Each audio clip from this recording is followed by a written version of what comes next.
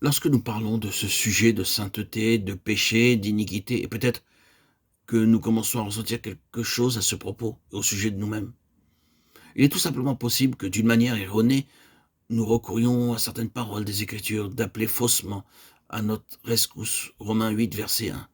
Il n'y a donc maintenant qu'une condamnation pour ceux qui sont en Christ Jésus, et de manière incorrecte, prendre le prétexte de cette parole et d'autres similaires pour nous cacher derrière. Il y a une différence. Devons-nous demeurer dans le péché afin que la grâce abonde? Que Dieu l'interdise, Romains 6, 1. Comprenez-vous de quoi il est question? Ah oui, nous serons toujours très imparfaits jusqu'à la fin. Il y aura toujours beaucoup à faire dans la purification, la sanctification et le salut. Cela doit continuer. Et si nous marchons dans la lumière comme il est dans la lumière, que nous avons une communion l'un avec l'autre, c'est-à-dire lui et nous, le sang de Jésus-Christ, son Fils, continue alors de nous purifier de tout péché. Mais il existe une attitude telle qui consiste à ne pas marcher dans la lumière et à le justifier en disant « Oui, je sais que je suis imparfait, je suis un pécheur, mais il n'y a aucune condamnation en Christ. » Comprenez-vous ce que je veux vous dire? Eh bien, il ne vous est pas possible de vous en sortir avec cela. Vous ne pouvez pas. Ces gens des églises, dans l'Apocalypse des 7 églises, ceux chez qui se trouvaient des mauvaises actions lorsque celles-ci leur furent exposées. Tu as fait ceci, là, et cela, et cette autre chose, cette chose que je hais. Il est possible qu'ils aient répondu, mais il n'y a aucune condamnation pour ceux qui sont en Christ Jésus. Le sang de Jésus nous purifie de tout péché. Cela ne sera pas acceptable. Cela ne fonctionnera pas. Si nous allons réellement collaborer avec Dieu pour son œuvre, les feux qui affinent doivent être à l'œuvre, et les fils de Lévi doivent être purifiés.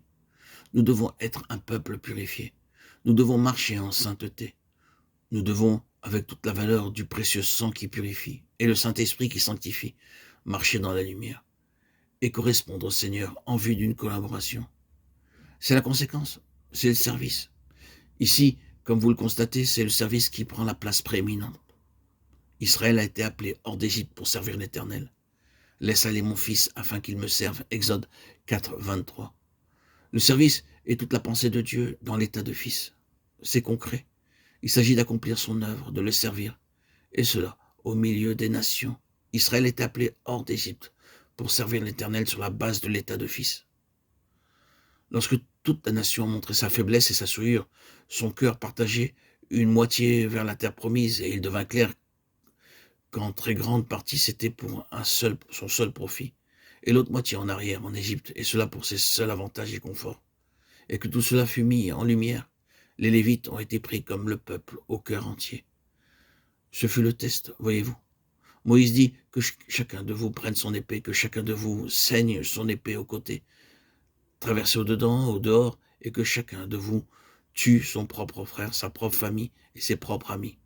Référez-vous à Exode 32, 27. Aucun homme avec un cœur partagé ne pourrait entreprendre cela. Le cœur d'un homme doit être tout entier pour être capable de faire une chose pareille. Ils ont été réellement mis à l'épreuve à ce sujet d'une manière très pratique.